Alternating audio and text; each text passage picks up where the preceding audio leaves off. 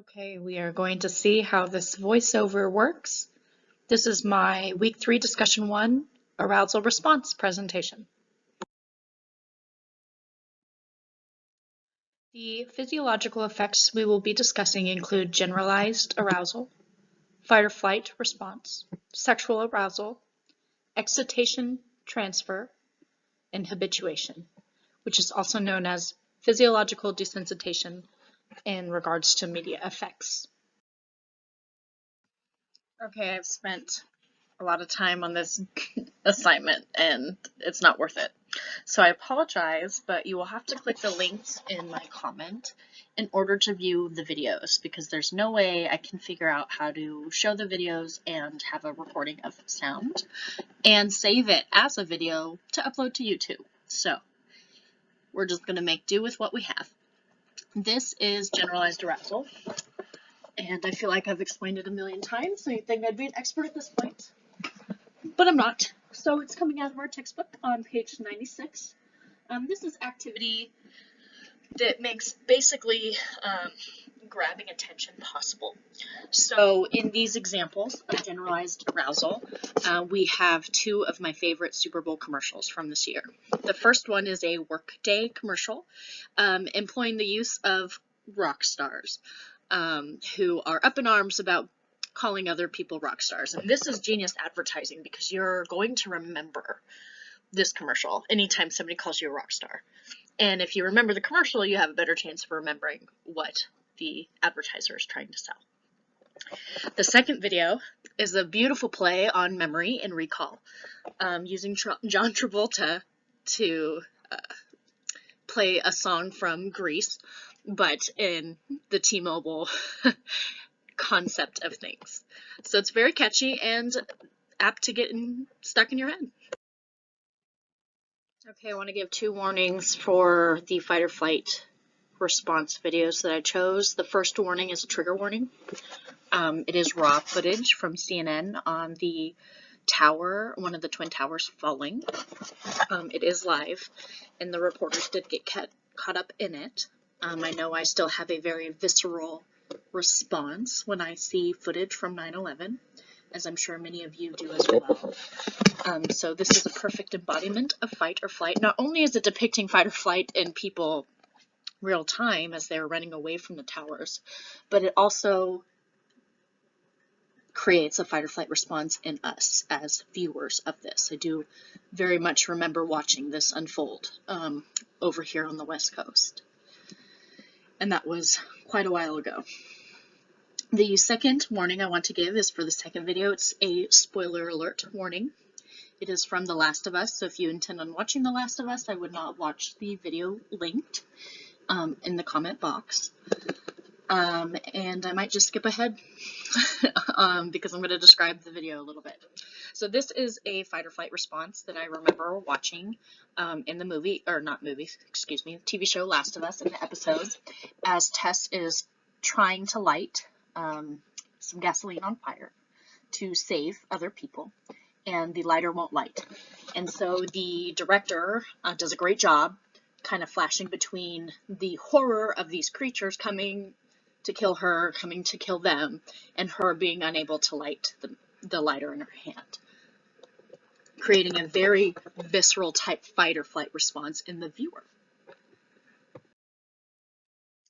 Sexual arousal, is easy to conceptualize. Erotic material presented in media messages found to trigger different forms of arousal in the human body. That comes from our textbook on page 98. This goes along with the media idea or the advertising idea that sex sells. So here I have for you a Carl's Jr. video, or Hardee's if you are from Texas,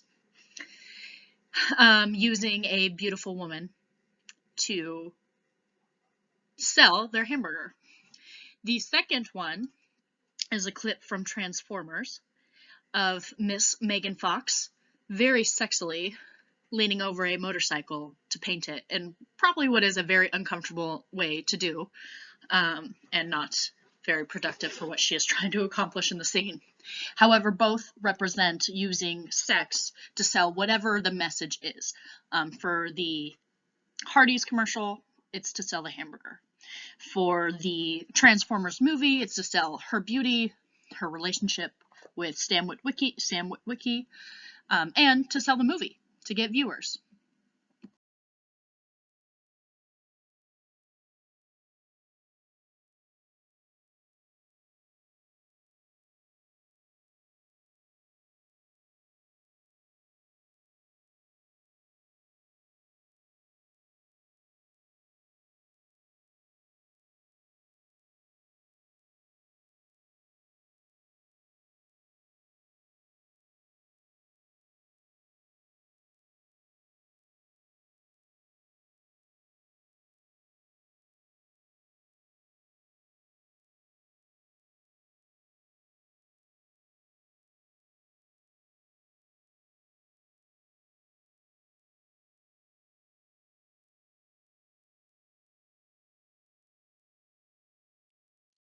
This excitation transfer happens when our body experiences physiological arousal of any kind, and then it's used to perform tasks that have nothing to do with the media message that originally triggered the arousal.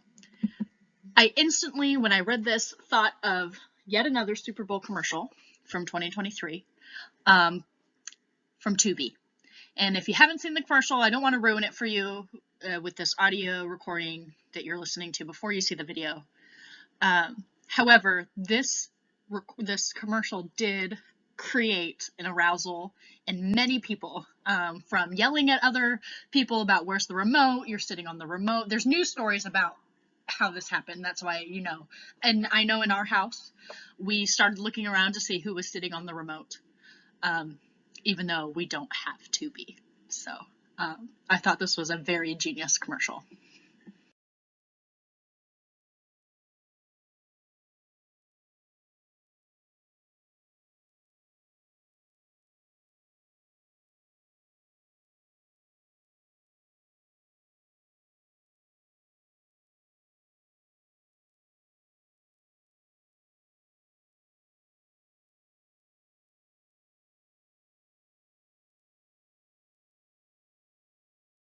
Habituation, or physiological desensitization, happens when the media presents the same pattern of stimuli over and over again, and the stimuli begin to lose their power to elicit the same degree of reflex over time. So the habituation effect.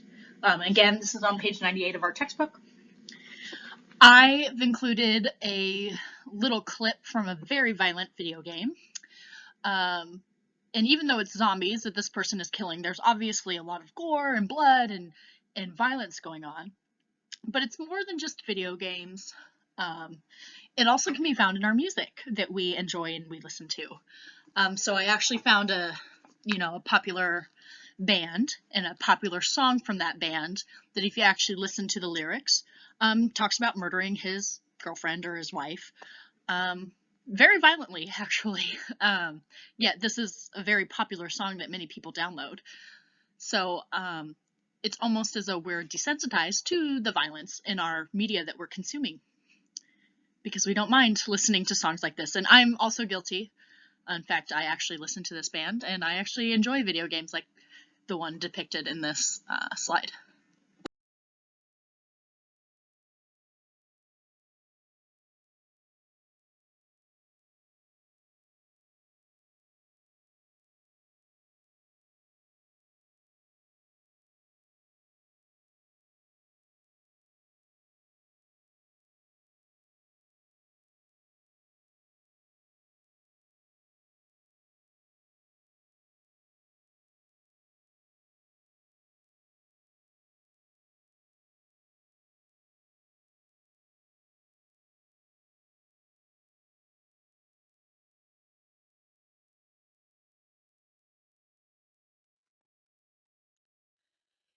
In conclusion, regarding which arousal state is the most influential or leads us to be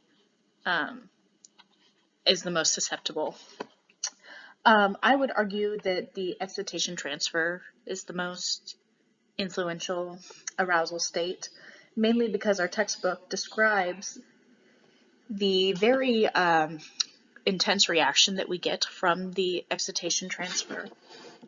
We have a physiological response that goes beyond arousal, like we have to do something about it. It's triggered by fight or flight or sexual attraction mechanisms, so it kind of incorporates all of the other ones put together. And on page 98, it talks about that this arousal is still strong enough to energize the viewer to exhibit higher levels of attention and stronger effective reaction than they would have if they were not experiencing this specific type of arousal. So that leads me to believe that the research supports that excitation transfer is the most influential and that we are most susceptible to being influenced by it. And again, please click the links to see the videos. The video clips, I could not figure out how to record them in my PowerPoint and then save it in video format in order to upload it to YouTube. So this is what we have to work with. Thank you for being patient with me, and I hope you have a great day.